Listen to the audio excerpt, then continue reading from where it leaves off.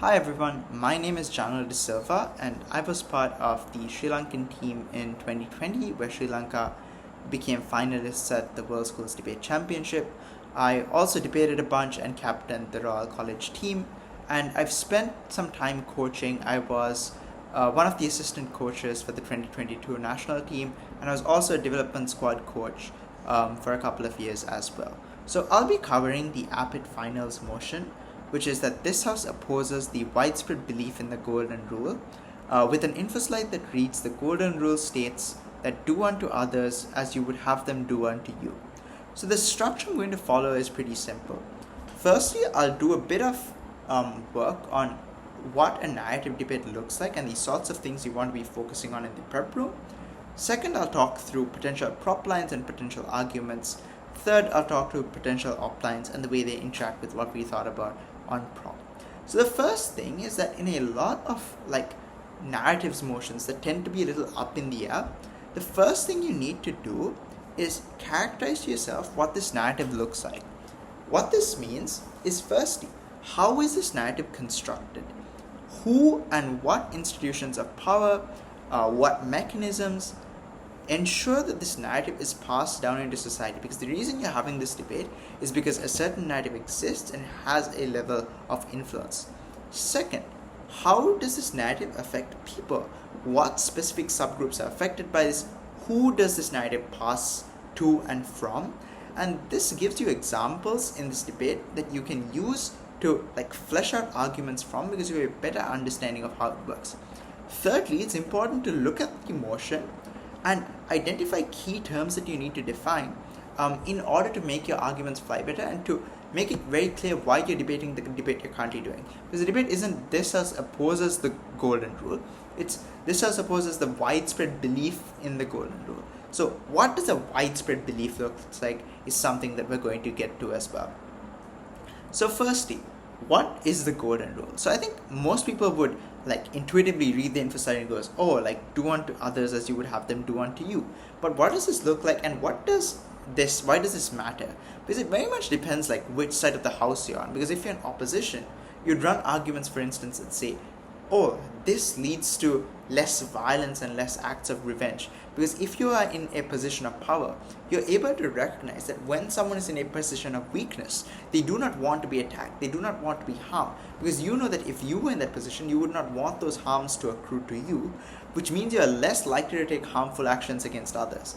On the flip side of this, a debater from a proposition could say that the golden rule could also mean things like, if you are in a position of power in the state, for instance, the kinds of policies you're likely to pass for other individuals.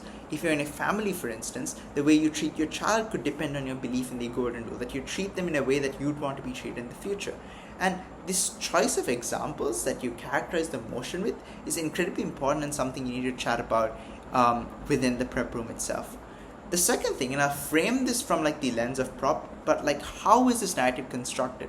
So if you look at the narrative of the golden rule, it's incredibly pervasive all around us. It's something you're taught in religion, that you need to treat your neighbor the way you'd want to be treated, that you need to be kind, that you need to be an upstanding citizen. Second, it's something that you're taught by your culture, that your parents tell you, if you're kind to people and you treat them the way you'd want to be treated, they end up doing the same thing for you, which results in this positive feedback loop of creating good interactions with people. It's something that's taught to you in terms of the media, where you see this idea of if you care about people the way you want to be cared about, it's something that comes back to reward you. That's something that's a common trope that you see in film. And this is important because it gives the judge this understanding of how this narrative comes into play. And even if you don't spend a lot of time on it in debate, it's important to have this conversation of where narratives come from in the prep room itself. Finally, what does this widespread belief look like? And I think here it's important to note, and this is maybe good framing for proposition, to say that most people who choose to follow the golden rule do so out of a degree of existing internal altruism, that you want to do good things, and this widespread belief in the golden rule means that people recognize that this is one of the best ways to be an altruistic person. So if someone follows the golden rule, they're seen as an upstanding citizen, they're seen as them fulfilling their moral duty, and it becomes a good like mark of whether someone is a good person, and that will be important for arguments we'd want to run down the line. So moving then into the second half of what I'm going to cover, potential arguments on proposition. And here it's just worth noting in these narrative debates, there's a lot of room to be creative, to draw out impacts, but you need to be very careful that every single link is drawn clearly and that you don't have missing gaps. Because often you'll see teams try to make very broad claims. So for instance, if the debate is about socialism, they might say, oh, just because this one narrative exists about like certain socialist parties, people are suddenly going to become massively more liberal. They're going to build massive welfare schemes. But why is that the case? Why are these narratives so powerful? How do they affect people? What are the actions people take after being affected by this narrative? How does that feed on itself? There's a lot of legwork that needs to be done that teams sometimes don't end up doing in this kind of debate. So one, if you're on the opposing end of this, make sure to call that out. But if you're the team making the argument, make sure to be very rigorous with the way you draw out this analysis. And I think that's a quite helpful tip when thinking about these debates. So one of the first big arguments you could run is on this idea of cultural relativism. And what this basically means is that where you are born and the sorts of information you have access to shape the way you want and perceive the world. And this is important because if you do unto others as you would want them to do to you, what is central to this is what you would want them to do to you. That it centers yourself in your own altruism, that the extent of your altruism should be what you wish the world was doing to you. And here it's very worth noting that this construction of what you want depends on a lot of things. Like one, it depends on your own lived experiences, which are shaped by your community, your family, your religion, and also like your experiences growing up. Why is this something that's important? So the first thing is that even if this comes from a place of good intentions, this is harmful. One, this could harm reparative obligations you have. And the framing here is that if you exist in a position of power where, for instance, you are responsible for drafting policies that help a certain minority, there's structural reasons why doing unto others as you'd want them to do to you results in you giving them less access and less reparations than they might actually deserve. The reason for this is one, the lived experiences you go through tend to overweight your own success and your your own hard work. The reason for this is because like people just want to believe you achieved wealth or you achieved prosperity, not because you were born wealthy or because you benefited off systems of exploiting women or of exploiting minorities, that you worked hard and that you deserve this. The second thing is that often socially dominant groups write into things like school textbooks, curriculums, into things like media, the idea that whatever harm that happened to a minority just wasn't that bad. It's why like colonialism isn't talked about too much in Western countries. It's why things like slavery, for instance, are such hot button topics and aren't talked about. It's then because of this, people just again tend to think like, oh, like I achieved this through my own hard work. Three, there's also narratives that exist that tend to paint minorities as being lazy compared to like, say for instance, their white counterparts.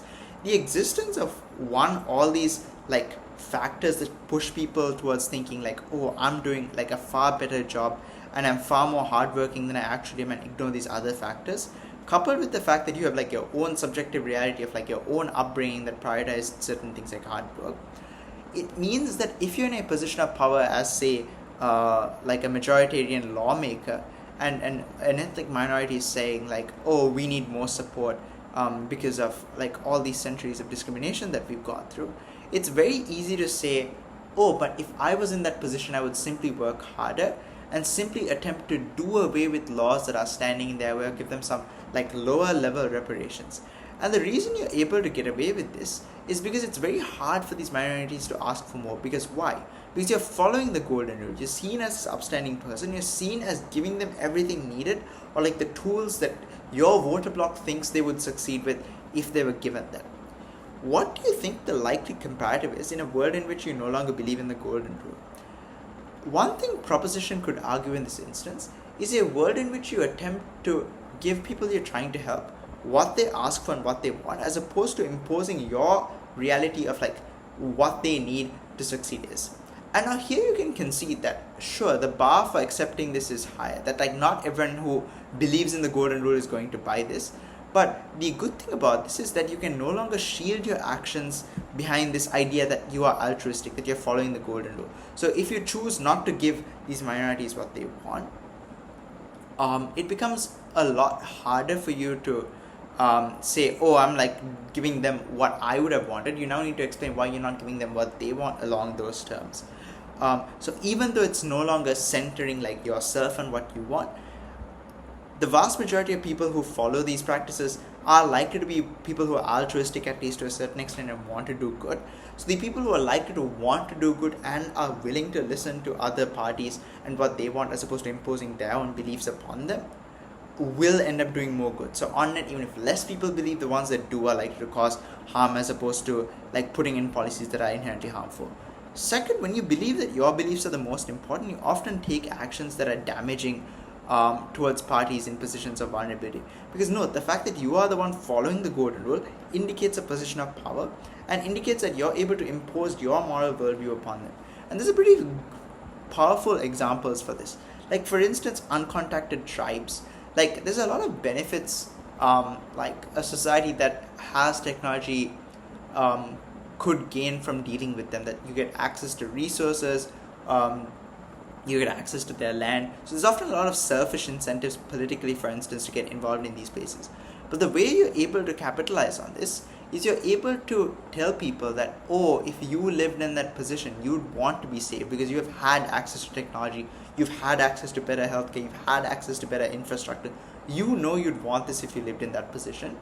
And this forces or makes people more likely to intervene in places that don't necessarily want them. So even if the tribes have continually said like, oh, we don't want contact with the government, we just want to live our lives where we gather our food, we have our cultures, we have our community, you force yourself into these spaces, often taking things like disease, often doing things like ravaging their ecosystems, things like intruding into their territory and tearing down their communities. The reason you're able to do that is because you do unto them how you think you'd want unto yourself. But this isn't necessarily what they want, it's not something they ask for, which again is a deep moral injustice, because the person doing this action does so from a position of power. And then you can analyze why that position of power tends to come from like long racialized histories of like settler colonialism, or like just accumulating wealth on the back of like other people who are more vulnerable than yourself. On a similar line, you can also run like the arguments about how it forces people into like harmful interventions, that like you're able to use like classic phrases like, oh, like you need to save like Muslim women from Muslim men, and you need to intervene in these like Middle Eastern countries, even though this is culturally disengaged from the reality those people live in. Like for instance, a woman choosing to wear a burqa in Iraq, for instance, might be choosing to do so in a way that you wouldn't understand, but simply because your own reality tells you that you wouldn't want that and you want someone to come and save you, forces people towards things like interventions and allows states to like sort of exploit this urge in incredibly harmful ways. The upshot of all of this is that this is one, incredibly harmful for the people you are like trying to save or trying to impose your own beliefs on, but it also creates a very harmful dynamic for people who are simply just trying to do good things and follow the golden rule, because it forces them to intervene where they might believe that it's not necessary. So it forces them to sort of choose between being able to view themselves as a good upstanding person, but also having to intervene in ways that might be costly, that might be harmful to themselves, that might endanger other people. And that's something that is unideal. It's significantly better if you attempt to help people on their own terms, and if you are altruistic, you will probably want to do that anyway to like whatever capacity you can do it. Even if this means less people buy into it, it's something that happens significantly better in propositions world. It's like sort of a kind of argument that you could run. The second sort of like broad group of arguments you could run is you could say that the golden rule creates perverse expectations on the way you want other people to treat you that can cause a lot of discontent. And the way you run this argument is that in the golden rule, you treat others the way you'd like to be treated, which means that when you make a certain action and you're following the golden rule, in your head, you've created a set of markers as to the way you'd want to be treated as an individual. So if you do something good for your friend during their time of need, and you treat them the way you'd want to be treated, if you're passionately following the golden rule, you know how you'd want to be treated if you were in that situation. Which means when you're in a position of vulnerability and if someone falls short, you often feel cheated because you've like followed the golden rule, you've been altruistic, and that can cause a lot of resentment because there's internally the expectation that I'm treating someone the way they want to be treated, which doesn't exist in a world in which you're simply trying to give someone the help that you can afford to give in that moment without like this kind of like circular dynamic that comes back to yourself that I would want to be treated in this way, which like injects like a degree of selfishness into the way people process and think about these things. The second, like perhaps also another harmful way you could think about this is in terms of parental relationships with their child. That you are subconsciously following the golden rule, for instance, in relationships where you treat them with kindness during their moments of vulnerability as a child, but you do so hoping that this is how I'd want to be treated as an adult, that you'd want, like when you are old as a parent, that you'd want to be taken care of, that you'd want to be patient with. And while this in and of itself isn't a bad thing, this allows for incredibly toxic dynamics where you're able to guilt trip your child into like these dynamics where you're unable to like lead the household and you're forced to fulfill like this caretaker role. And the reason this kind of dynamic is likely to exist is because this golden rule of treating others the way you'd want to be treated forces people into like this feedback loop that you might not necessarily have want to have opted into in the first place, where you're forced to give because you got in the past, and that means that you need to treat others the way that you were treated, and that is a circle that goes on and on. And know that there's probably a lot more depth that you can expand, like each of these arguments. There's other regions you can expand into, but these are some basic thoughts that you could start playing around with. And it's important as proposition especially, and for opposition as well definitely, to have those conversations about where the narrative comes from, who controls this narrative, does it spread from parents to children, does it spread from religion, like all those questions are incredibly important and will help you be much clearer in debate. The second thing I'll be talking about is how you'd approach the debate from opposition. And here you can just straight out the gate, like bring in a bunch of new examples for what this narrative of doing unto others as you'd want to be treated looks like. That can look like simply being there for others during time of need, because when you're vulnerable, you know you want others around you. So if like your friend is sick and tired, you're more likely to be there for them. You're less likely to do things like opt for revenge, because you know that if you are vulnerable, that you don't want someone exploiting you from a position of power.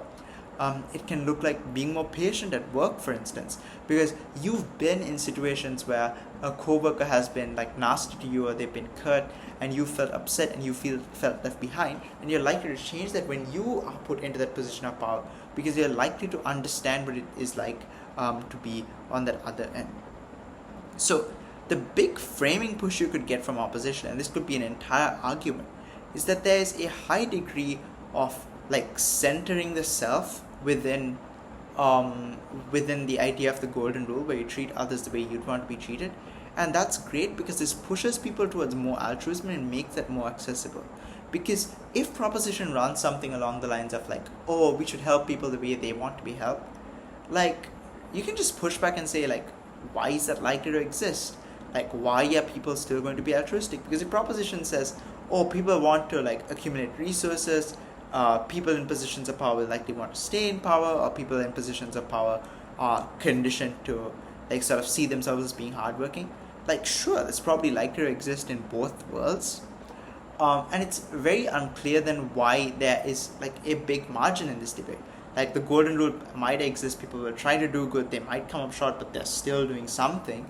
And if the golden rule doesn't exist, like why is there a very strong onus for people to do good things? So the first argument sort of that you could run is that self-centrism is really good for getting people to make action.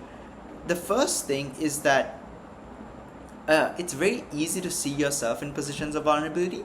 And just because of like say the way the human psyche works, you remember moments where you're vulnerable, these stick with you throughout your life. And in those moments when someone helps you, those are often experiences that stick with you throughout your life. Like think about the time like you had your first breakup, for instance, and you had a friend that like stuck with you throughout that time period where you were grieving, and that could be something that meant a lot to you in the future, and that shapes the way like you want to treat others, because that was the way you were treated. But also, it means that it allows you to feel like you are doing a good thing and putting good out, to the point where you're making the world in sort of the image that you'd want the world to be, so you're able to like conceptualize your ideal world, and that gives people like a degree of ownership that makes people want to do more altruistic things, because you realize like, oh, if I do this, then other people are also likely to contribute towards like that vision of making the world a better place, which is feels like it's likely to lead to a better world in the long run, rather than like just, oh, I will do good things and hope that the world sort of like comes around to benefit me. Because the third thing you could just say is that human beings are inherently selfish.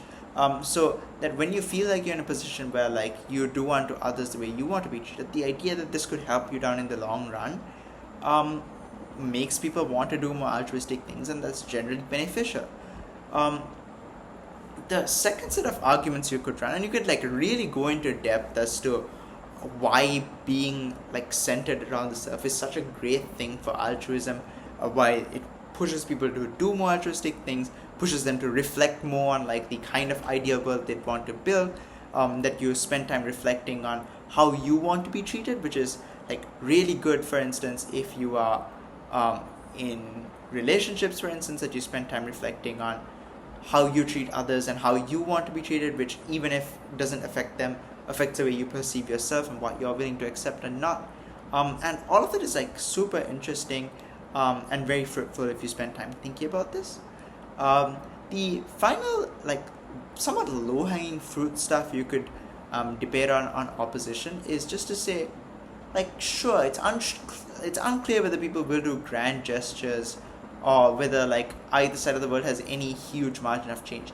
But here's why following the golden rule, and given the widespread belief this is likely to happen to a quite significant extent, why does this make people live better lives on net? Like, the first thing is that like there's very powerful imagery that can be drawn out of the golden rule that pushes people to cut across things like race and class and like gender differences. The idea that if you were in that position you would not want to be treated that way is powerful rhetoric that has been used by like a bunch of like social movements. Like the idea, for instance, in like gay marriage, that like this is love and that like you wouldn't want to be separated from like the partner you love, is like a powerful way to get people to join your cause, because it harnesses like this emotive aspect of putting yourself in that position of vulnerability where you're able to step into those shoes briefly and empathize. But second, it stops harmful things like revenge and violence. The idea that these are things that people are inherently like afraid of, that it hurts them, and in instances where like the golden rule exists, you're likely to think twice about engaging in those actions in a way that you wouldn't if like the narrative that exists is just like, oh, help people the way they want. That doesn't say anything about treating people during like say times of crisis or times of anger. So you could very much argue that this makes people feel more hopeful, that you're like sort of creating like this world within your community, and it's just people tend to be more helpful to each other, people are less likely to resort to violence. This creates and allows for narratives that can like cut across like political lines, so you're likely to get people potentially, and this is something that you really need to dig deep and analyze, might like act in more bipartisan ways because you want like policy to be passed smoother. And this is something that I obviously didn't substantiate right now in this video, but again, all of these things are things you can think about. And the nice thing, as I mentioned before about these narrative debates, is that there is so much room to be creative that you should never like constrain yourself, and you should always spend time in prep thinking like, what could I prove? How does this narrative work? Who does this narrative affect? And then think about creative ways in which you can apply these arguments. So yeah, it's been a while and I've spent a fair amount of time and there's some content to think about. So obviously there might be arguments I've missed, so spend time trying to think of additional levels of argumentation or additional extensions that you could run. But yeah, thank you so much and see you on the next video.